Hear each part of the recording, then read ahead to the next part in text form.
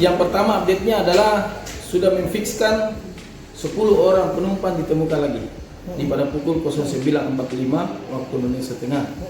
Kondisinya Ya. Pak, penumpang? Jadi informasi ini sebetulnya sejak tadi malam, tetapi saya tidak membenarkan ketika tidak meng-cross check dengan lebih bagus. Sehingga saya sampaikan bahwa penumpang yang sekarang yang ditemukan itu, yang sudah ditemukan secara keseluruhan sudah 31 orang. Informasi terakhir 10 orang itu telah di cross check di Pulau Pemantauan. Semuanya selamat. Mereka sudah berada di rumahnya masing-masing.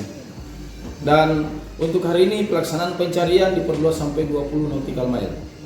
Di mana pelaksanaan pencarian ini dilaksanakan oleh dari TNI, Polri, ada semua di dalam. Kemudian potensi syariah lain, kemudian alut air semuanya lengkap sesuai dengan data yang telah kami update untuk peralatan yang melaksanakan kegiatannya. Pak, sejauh ini Pak, apa kendalanya Pak? Posisi bagaimana? Sejauh ini apa ada kendala atau gimana? Untuk sejauh ini tidak ada kendala. Untuk cuaca sendiri? Ya, gimana? untuk cuaca bagus. Yang kendalanya aja untuk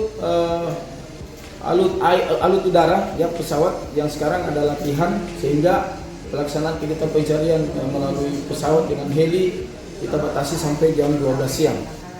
Itu sudah protap.